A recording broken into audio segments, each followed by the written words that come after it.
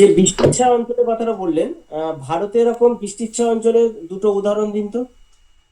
এক পশ্চিমঘাট পর্বতের পূর্ব ঢাল, আর শিলং, খাসি পর্বতের উত্তর ঢাল শিলং।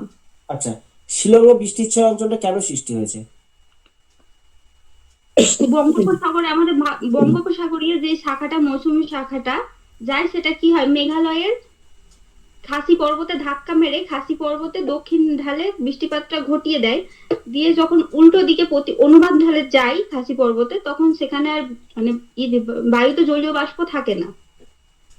আচ্ছা, ভারতে তো আহ, যে তিন প্রকার বৃষ্টি আমরা জানি, ভারতে কোন বৃষ্টিটা সব থেকে বেশি হয় বলে মনে হয়? পরিচলন বৃষ্টিপাত। পরিচলন। তো এটা আমার সঠিক জানা নেই। আচ্ছা, ঠিক আছে স্যার। আচ্ছা, এই মৌ আপনি যে বৃষ্টির ছায়া অঞ্চল বললেন, ভারতবর্ষের মরুকরণে এই বৃষ্টির ছায়া অঞ্চলের কোনো প্রভাব রয়েছে?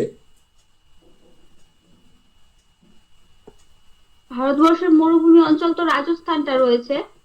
হ্যাঁ, তো এক্ষেত্রে কি কোনো প্রভাব রয়েছে? স্যার, ওখানে তো আমাদের আরাবল্লী পর্বত রয়েছে, তো আরাবল্লী পর্বতটা তো ঘিরে রয়েছে রাজস্থানটাকে, হয়তো ওই।